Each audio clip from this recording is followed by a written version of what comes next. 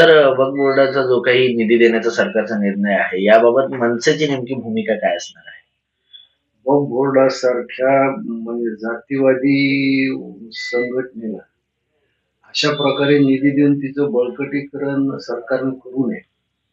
कारण वक्फ बोर्डाच्या वर कुणाचंही नियंत्रण नाही. म्हणजे अगदी वक्फ बोर्डाच्या निर्णयाविरुद्ध जर अपील करायचं असेल तर ते वक्फ बोर्डाकडेच करावं लागतं. भारतातला कुठलाही कायदा त्यांना लागू होत नाही किंवा कुठल्या न्यायालयात त्यांना आपण आव्हान देऊ शकत नाही. मग अशा वक्फ बोर्डाला पैसे देऊन बळकटी का द्यावी? आज देशामध्ये वक्फ बोर्ड हा दुसऱ्या क्रमांकावर आहे, ज्याच्याकडे फार मोठ्या प्रमाणावर जमिनी आहेत. म्हणजे साधारणतः 7 लाख हेक्टर जमीन आहे असा एक अंदाज आहे. आणि या जमिनी बहुतेक शोषित, वंचित, आदिवासी, वनवासी, दलित हे लोक असतात.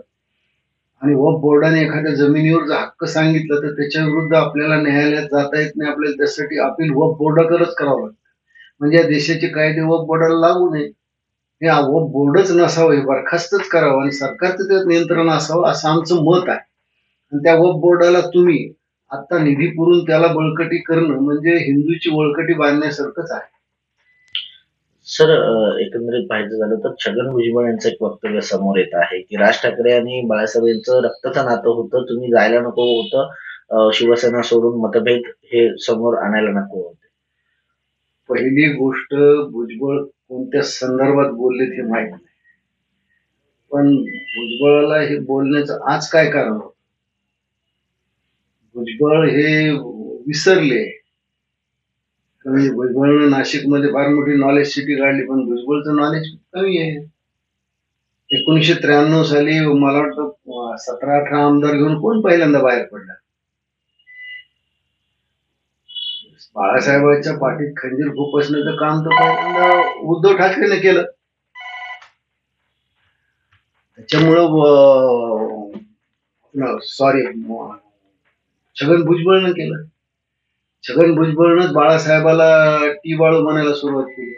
छगन भुजबळनं बाळासाहेबाचं वय नाही पाहता त्यांना अटक केली. कोणच्या तोंडाने छगन भुजबळ राजसाहेबावर आरोप करतात?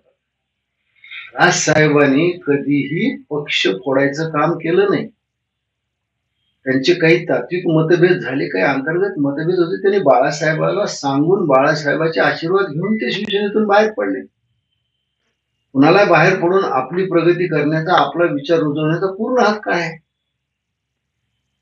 भुजबळाला हा विषय काढण्याचं काय कारण होतं? कारण ज्या ज्या वेळेस भुजबळ राजकीय संकटात होता, ज्या ज्या वेळेस भुजबळ कुठल्या अडचणीत होतात, मग त्याला ते कुठला तरी एक तात्विक मुलामत येतात. त्याने त्या मुलाखतीत असं म्हणलं की बाळासाहेबांचे माझे मंडळ आयोगावर मतभेद आहे. भुजबळ आता तरी खरं बोला. स्वर्गीय मनोहर जोशींना विरोधी पक्ष नेता केलं याची तुमची खरी पोटदुखी होती. शिवसेनेमध्ये कधी जात पाहिली जात नव्हती. मंडळ आयोगाचं कारण पुढे करण्याचं काय होतं? तुम्ही काँग्रेसमध्ये गेलात, काँग्रेसमधून राष्ट्रवादीत कशासाठी गेलात तुम्ही? आज भुजबळ अगदी म्हणजे ज्याला फ्रस्ट्रेट झालेले आहेत, त्यांच्यामुळे त्यांची संसदीय बुद्धी मार खाल्लेली आहे.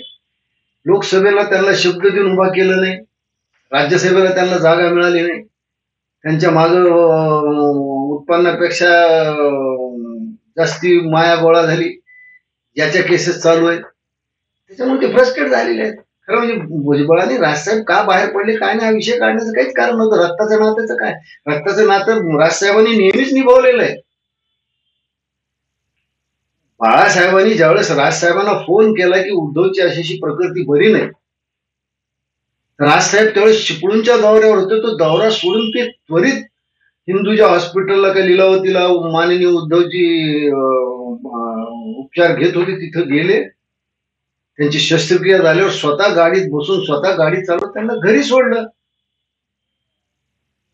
2005 साली जो महापूर मुंबईत आला होता त्यावेळेस बाळासाहेब मोठ्या हक्कानं राजसाहेबांच्या घरी राहायला गेले होते. राजसाहेबांनी नातं निभवलं ना. रक्ताचं नातं होतं, सोडून जायला न पाहिजे होते. भुजबळ आज का सल्ले देतात? त्यावेळेस तर भुजबळाला खूप उकळ्या फुटल्या होत्या शिवसेना फुटली म्हणून. आज कशाला मगरीचे अश्रू ढाळतायत? म्हणून मला वाटतं छगन भुजबळाचं हे सगळं वक्तव्य अत्यंत उदासीतून आलेलं वक्तव्य आहे. त्याकडे फारसं गांभीर्यानं पाहायला पाहिजे असं नाही. सर, महाविकास आघाडीची पत्रकार परिषद होते.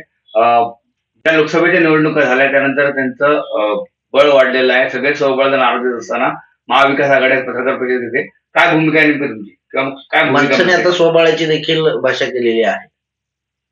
हे पहा, 13 तारखेला आमचा जो पक्षाचा मेळावा झाला, माननीय राजसाहेबांनी स्पष्ट सांगितले की आपण विधानसभेच्या सगळ्या जागा लढणार आहोत. आपण तशी तयारी करावी आणि तो आमचा हक्क आहे. पक्षाने कुठल्याही पक्षाने स्वबळावर लढण्याचा जर विचार बोलून दाखवला तर तो त्याचा हक्क असतो. आम्हाला जनतेपर्यंत जायला, पक्ष वाढवायला निवडणुकीसारखं दुसरं मोठं साधन नसतंय. आणि आम्ही स्पष्ट सांगितलं की आम्ही काही 15-20 जागा कुणाला मागितल्या नाहीत. आम्ही तशी चर्चाही केली नाही. त्याच्यामुळे आम्ही जवळपास 250 ते 250 जागा लढणार आहोत हे राजसाहेबांनी जाहीर केलं. सर, एकंदरीत आता 250 ते 250 जागा लढल्या तर महाराष्ट्रामध्ये मनसेला तुमच्या अंदाजे किती सीट मिळू शकते? हे पहा, यश अपयश तत्कालीन काय प्रश्न उभा राहतो याचं मी आज भविष्य सांगू शकत नाही. पण मनसेत चांगल्या जागा घेऊन 2009ला जे आम्हाला यश मिळालं होतं त्याच्यापेक्षा कितीतरी चांगलं यश 2024ला विधानसभेला आम्हाला नक्की मिळेल असा आम्हाला विश्वास आहे. एबीपी माझा, उघडा डोळे बघा नीट.